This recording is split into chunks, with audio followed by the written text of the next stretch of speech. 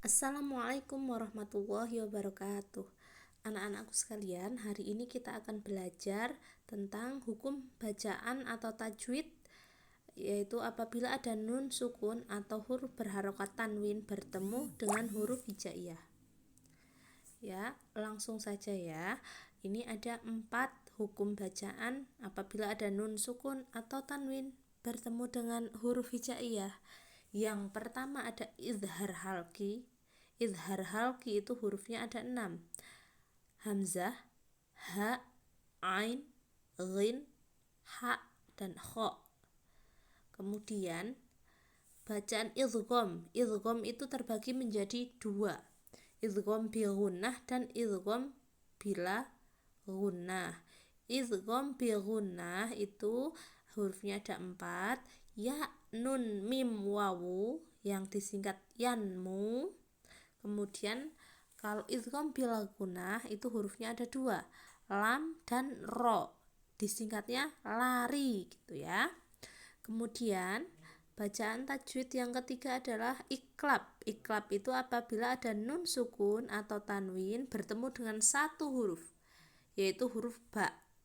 Nanti bacaan nun sukun atau tanwin yang harusnya n menjadi m atau menjadi seperti mim sukun ya, nanti akan kita bahas.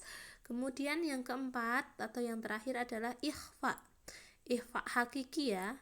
Ikhfa hakiki itu hurufnya ada 15. Ini ada kaf, qaf, tha, jim, zal, zain, sin, shin, shod, dhad, dha, fa, ta, dal, to.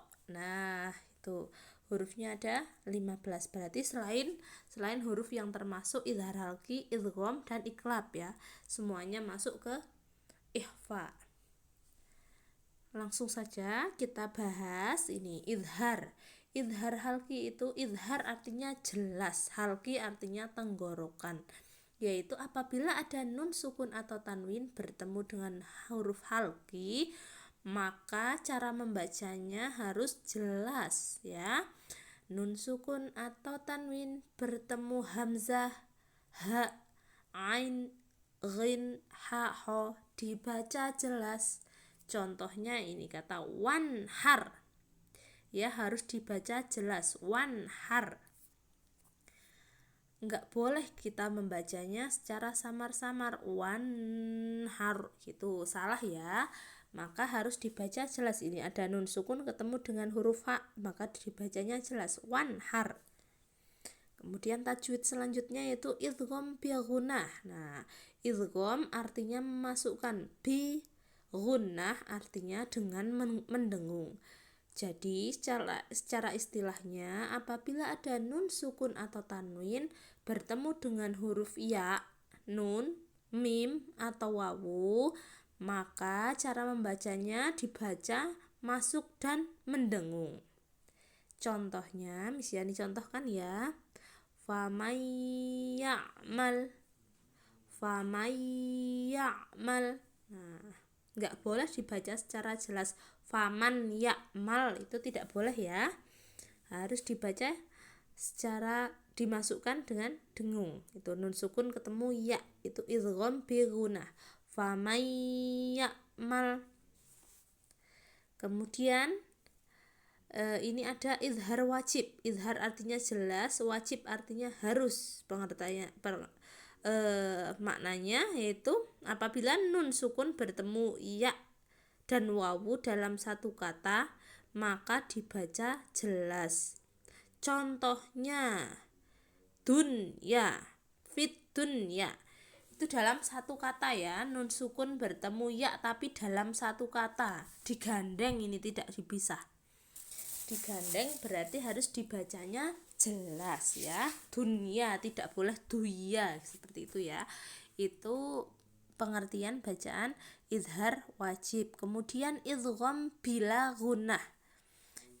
Idgham artinya memasukkan, bila gunnah artinya dengan tidak mendengung.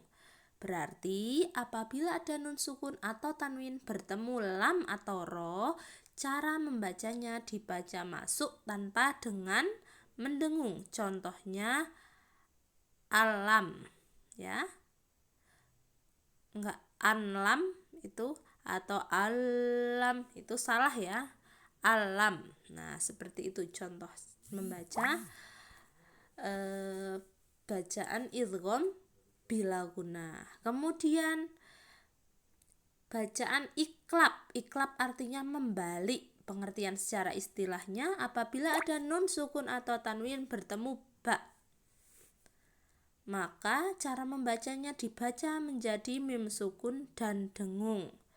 Contohnya mim baini, jangan min baini atau min baini, itu tidak boleh ya. Nun sukun yang harusnya n, min n-nya itu diganti menjadi m. Nah dibalik ya, dibalik menjadi mim sukun ya, menjadi mim baini. Nah seperti itu. Kemudian yang terakhir adalah ikhfa hakiki. Ikhfa artinya samar, hakiki adalah seutuhnya. Jadi secara istilah, apabila nun sukun atau tanwin bertemu huruf ikhfa, cara membacanya dibaca samar dan dengung. Huruf ikhfa, ingat ada 15 tadi: ta, tha, jim, dal, zal, za, sin, shin, shot, zot, to, zo, fa, kof, kaf. Ya, contohnya antum. Nah nun sukunnya mendengung dimasukkan ke huruf ta, antum. Nah seperti itu ya. Itu demikianlah materi singkat mengenai gambar rangkuman huruf nun sukun dan tanwin. Semoga bermanfaat ya anak-anak. Wassalamualaikum warahmatullahi wabarakatuh.